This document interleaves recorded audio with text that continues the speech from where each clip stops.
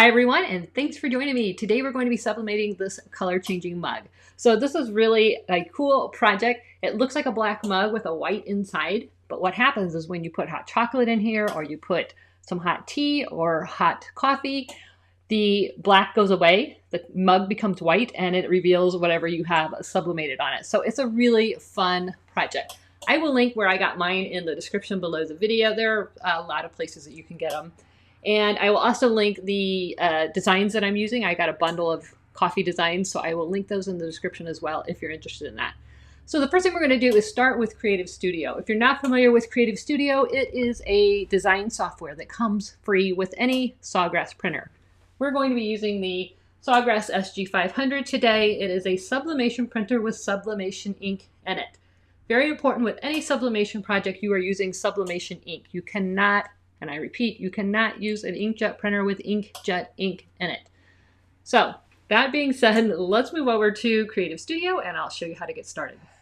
Okay, so here we are in Creative Studio. The first thing you're going to click is Start Creating. And we need to find our template. So I'm going to click on this drinkware. And this appears to be a standard 11-ounce mug. So I'm just going to click on, let's just click on this one. It looks closer to real. Now let's find our image. I want to use my own image, so I'm going to go to Galleries, My Images, click on Upload Image, Upload, and you're going to navigate to where you have the design that you want to use. I'm going to use this one. Again, I have these linked in the description below the video. I'm going to use this one right here and click Open. Coffee because it's too early for wine. I just thought that was cute. And then we're going to click Save.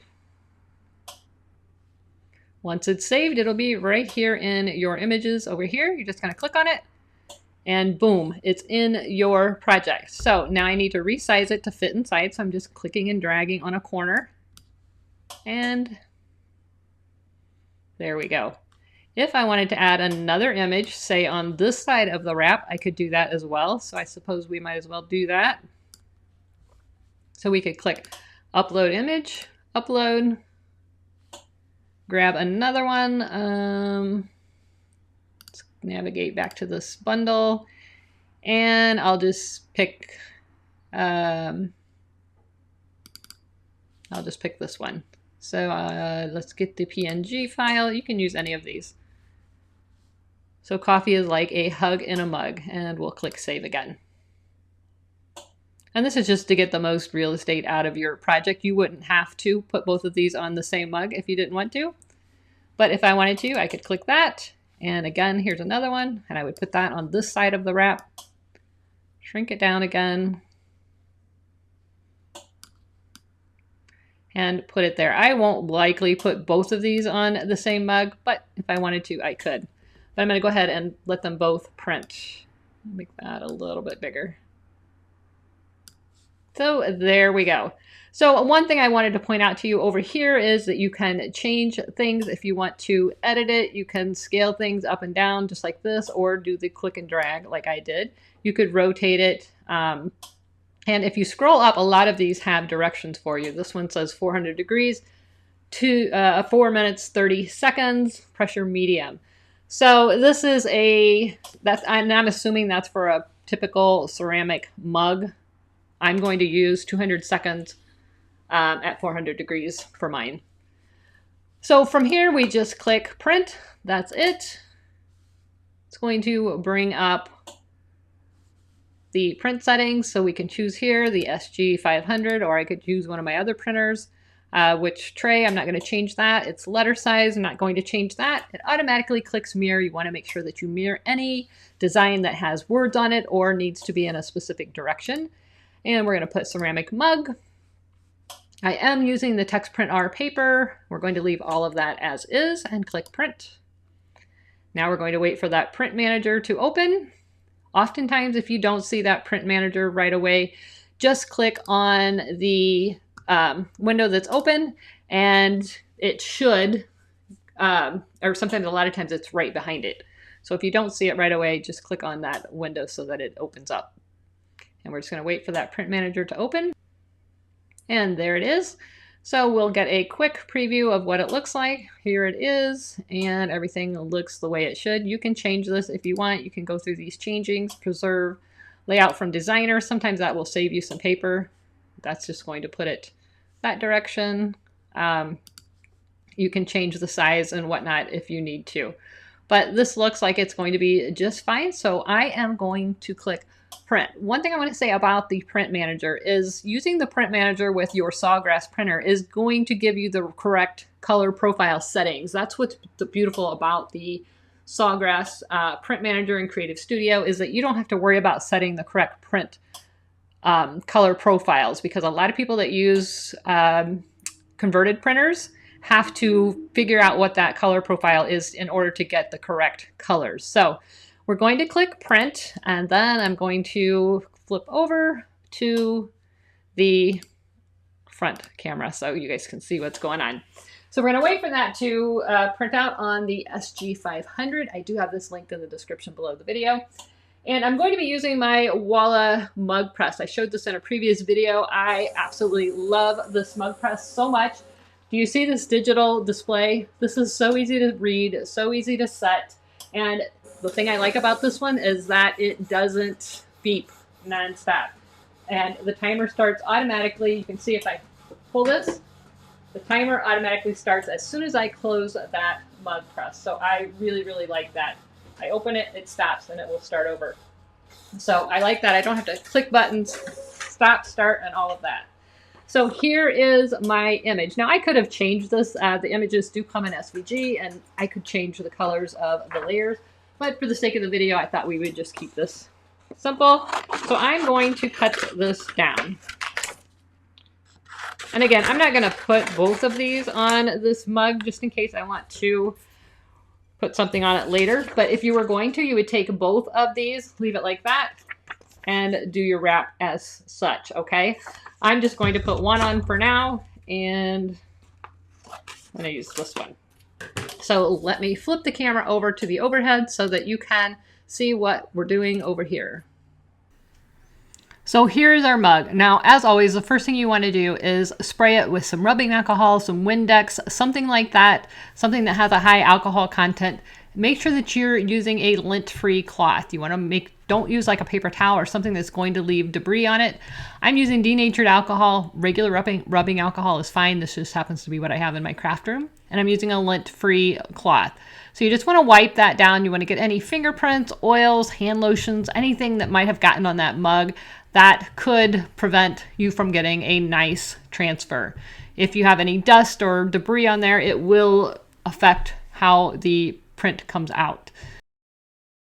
Once you've got your mug all prepared and cleaned, it's time to add our image. Now it's up to you which side you want to put your image on. I'm a lefty, so I like the image to face out. But if you're right-handed, you might want to put the image on this side, or maybe you want to look at the image. So it's really a personal preference. There is no right or wrong. However you like it, that's the way you should do it. I am a lefty, so I think I am going to put it on the left. When I'm holding the handle on the left, I'm going to put it so that it's facing out. Using heat transfer tape, don't use Scotch tape.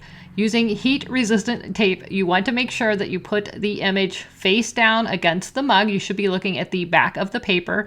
Make sure that it's straight. Make sure that it's oriented correctly. You have the top facing the top.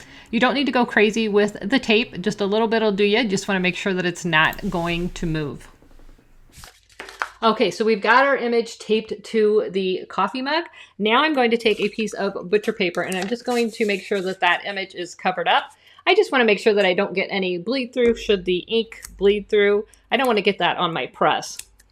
So I'm just going to very lightly tape this down just so that it's easier to get on. If I left this a little bit bigger, I could just saddle it, but just like that. And that's just to protect the press. So my heat press is open. I'm just going to simply put this in and make sure that that image is going to get a nice press. I'm going to close it. And again, this is going to start automatically. It's going to count down for 200 seconds. 200 seconds, 400 degrees is pretty typical for a standard ceramic mug. So we're going to let that count down, and I'll be right back.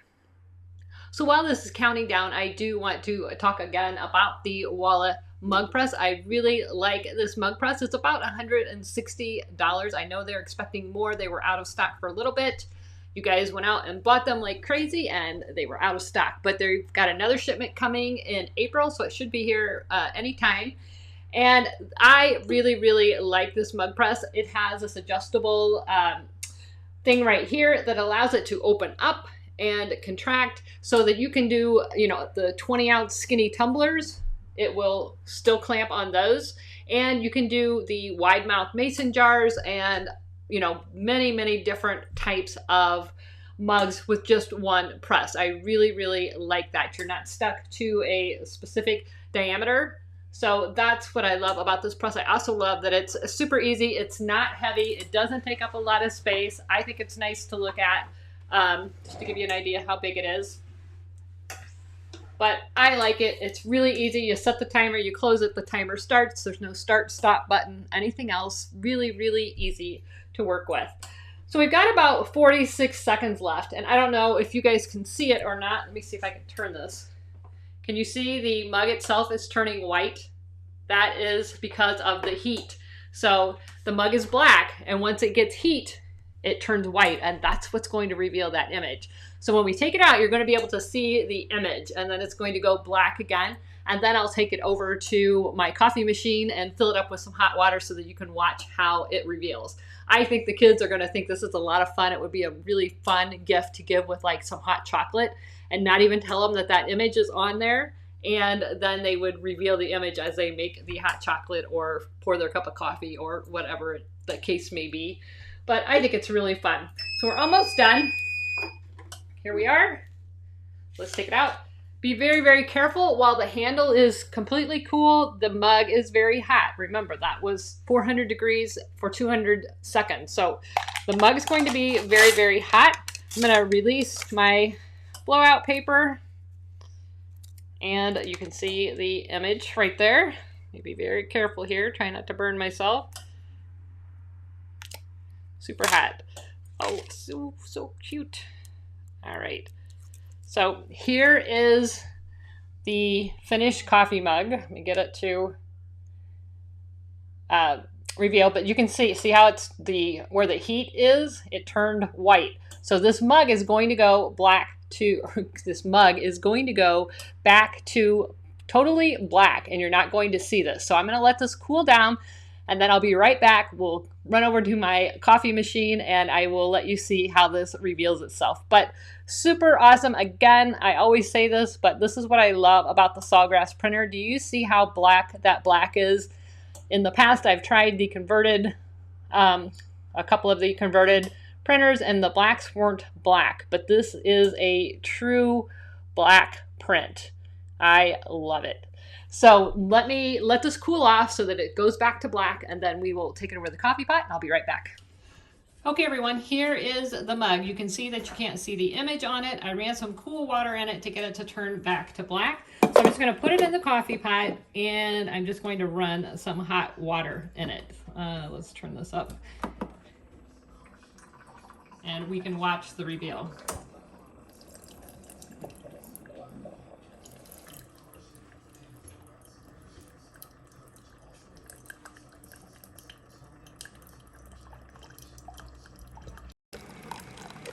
So can you see it changing? I'm trying to keep it under there so you can see it. How cool is that?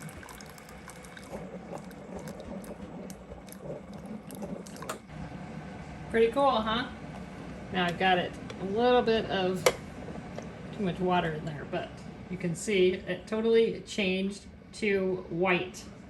So super, super fun. Now I can take this over to the sink and run some cold water in it and let you see it turn back. All right, so you can see it's still hot. I just poured the hot water out. Now watch.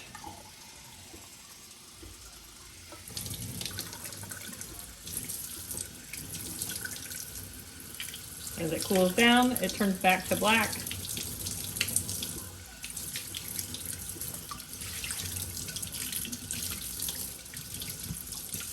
And it's ready to be revealed again. So I hope you enjoyed this tutorial. I think these are so fun. You can see as this is all cooled down now and it's back to black, all I have to do is put a little heat on it and it will heat right back up and reveal that image. And it's going to do it time and time and time again. Super, super cool. The kids would have so much fun if I put their picture on here and then I revealed a picture, or a teacher, you know, like I said, a hot chocolate little gift set would be really fun, and then have a little, you know, teacher saying on there, something like that. I just think these are a lot of fun. I might make a couple and just put them in the kids' Easter baskets just for fun. We can put some hot water in them just to show them what it does. So I hope you guys enjoyed this video. If you did, please like, subscribe, and share. Don't forget to click that bell so that you're notified every time there is a new video. Thanks so much for watching, and never stop making. Bye-bye.